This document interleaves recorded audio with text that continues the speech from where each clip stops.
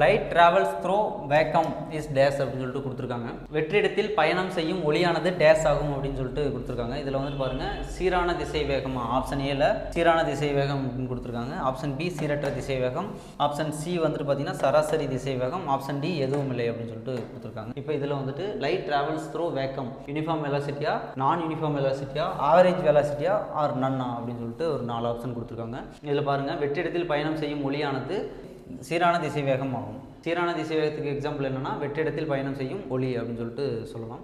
இதில் வந்துட்டு option A is the correct answer. அப்போ சீரற்ற திசை வேகம், சீரற்ற திசை வேகம் அப்படின்றது வந்துட்டு பார்த்தீங்கன்னா, ரயில்வே ஸ்டேஷனில் வந்துட்டு ஒரு ட்ரெயின் இருக்குது. அந்த ட்ரெயின் வந்துட்டு நின்றுட்டு இருக்கிற ட்ரெயினோ ஆர் வந்துட்டு மூவ் ஆகிற ட்ரெயினோ வந்துட்டு ஒரு சீரற்ற வேகத்தில் வந்துட்டு இயங்கும். ஸோ இதுக்கு எக்ஸாம்பிள் வந்துட்டு பார்த்தீங்கன்னா ட்ரெயின் அப்படின்னு சொல்லிட்டு சொல்லலாம் சீரற்ற திசை வேகத்துக்கு.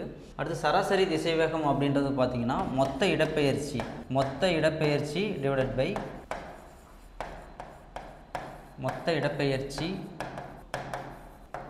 டிவைடட் பை எடுத்துக்கொண்ட காலம். அதான் வந்துட்டு பார்த்தீங்கன்னா சராசரி எடுத்துக்கொண்ட காலம்.